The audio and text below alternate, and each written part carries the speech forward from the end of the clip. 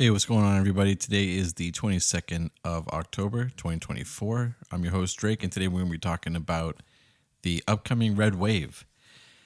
That's the one that we missed in 2022.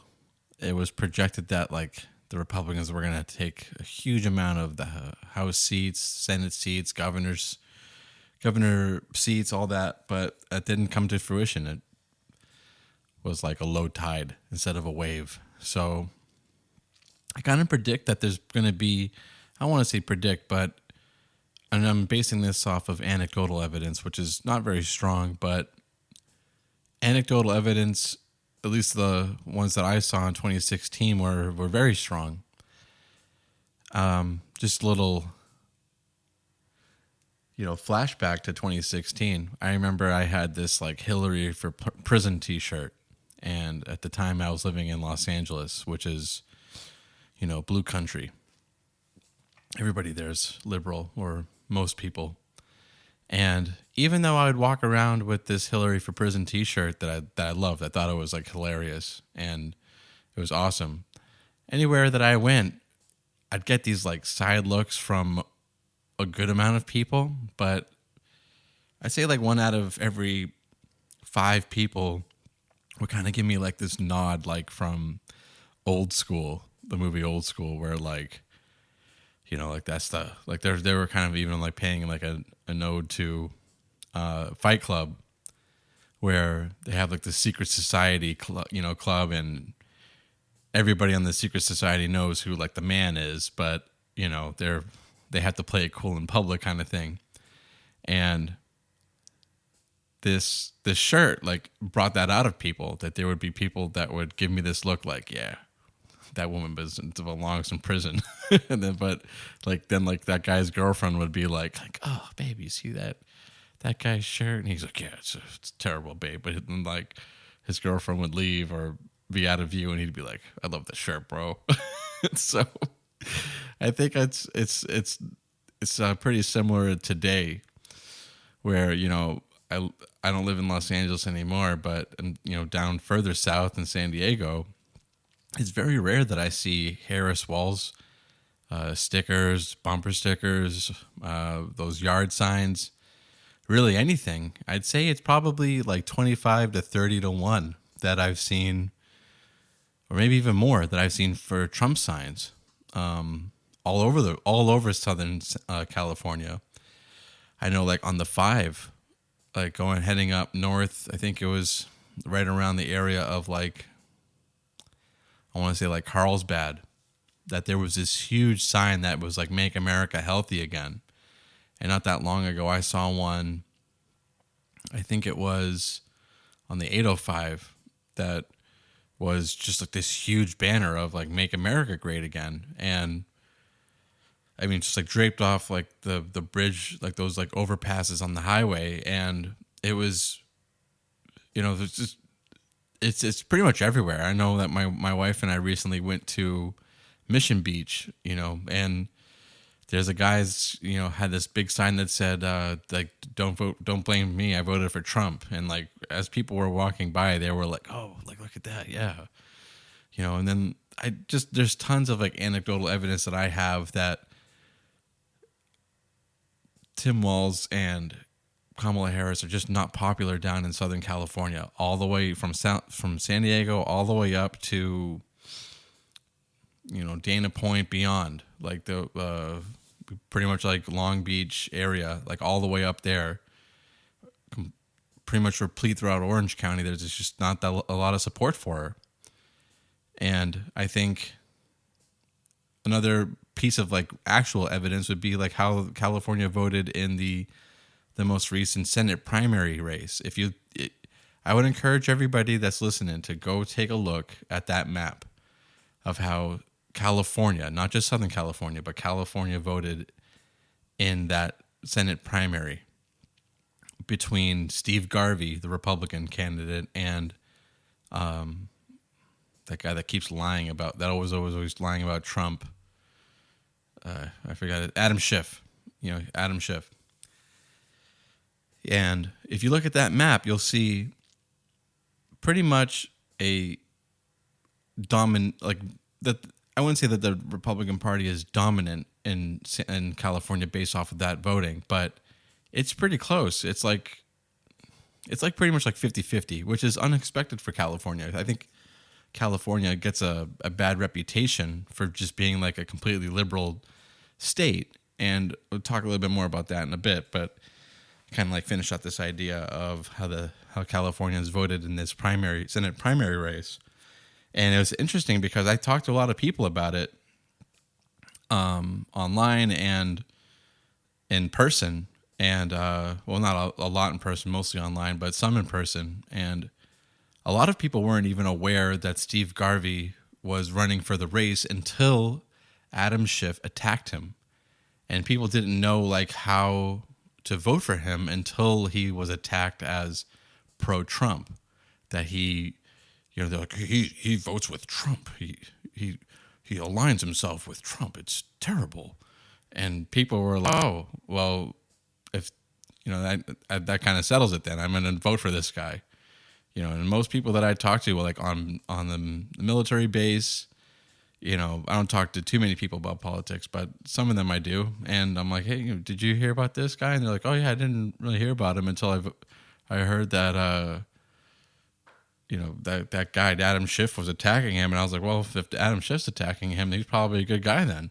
And that really propelled his I think, in my opinion, his candidacy for the Senate, and now he's up, and I just was happy to vote for him. I was happy to vote for him, Trump, and every Republican I could find on that ballot for California, which is there's not a lot, and that's kind of like the terrible thing about California politics, which gets into this next idea that California gets this reputation as being hyper liberal, but I think it has more to just.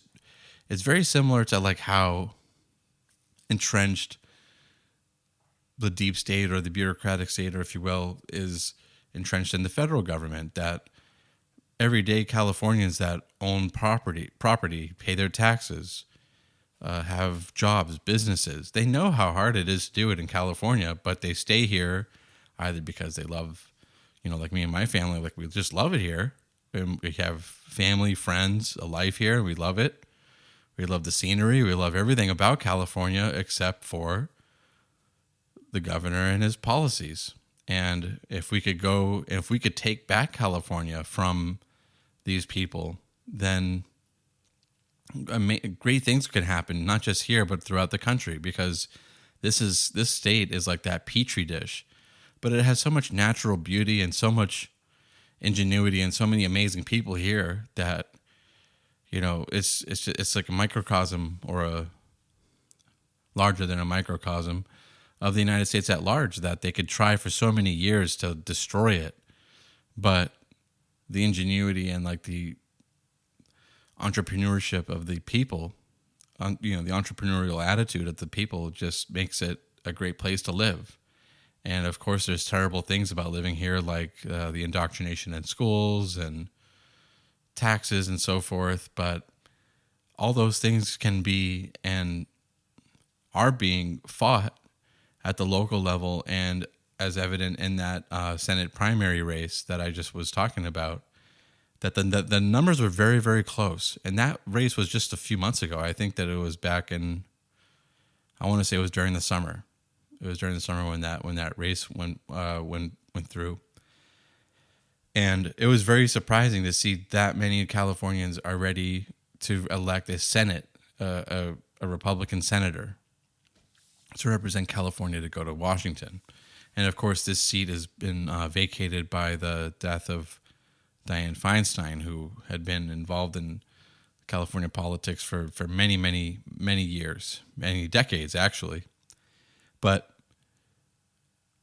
I think that race that I was just talking about, the Senate primary race in California, and all the anecdotal evidence that I've seen of Southern California, and then you drive out like a little bit more eastward to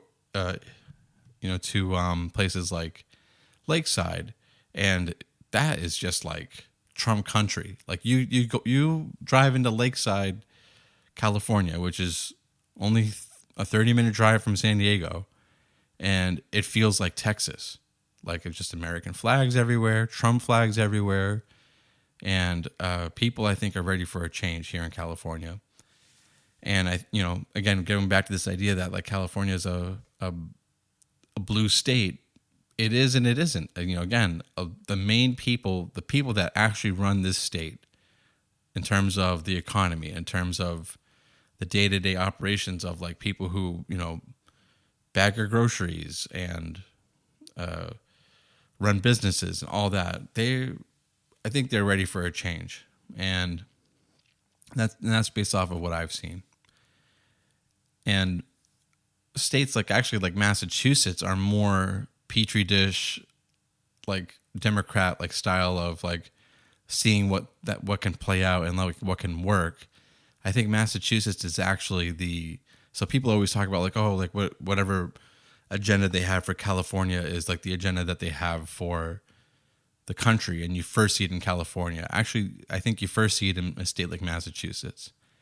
And some of the evidence for that is Massachusetts is the first state that had mandatory like statewide testing that was used to test kids in order to be able to graduate from high school, and which was used to bring in like that federal funding through the Department of Education, which also brought in a lot of that mandated requirements for let's call it LGBTQ whatever, like indoctrination.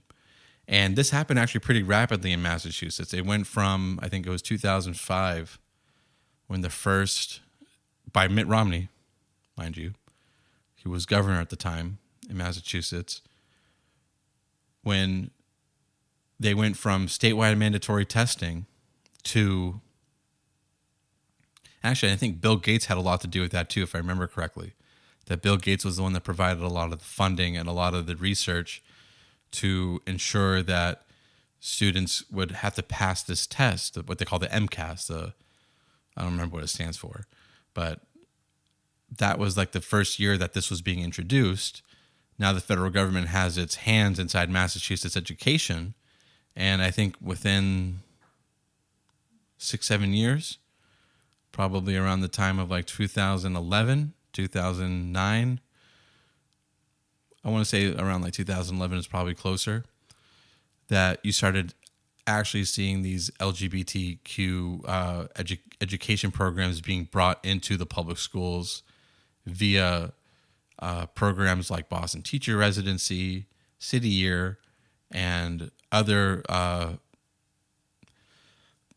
government-funded programs that were designed to bring more quality education, as they put it, quality educators into the urban cities, and give a more equity-based, DEI-based education program. And I'm talking from firsthand experience because I was in a lot of those programs, and during that time I saw it as like indoctrination.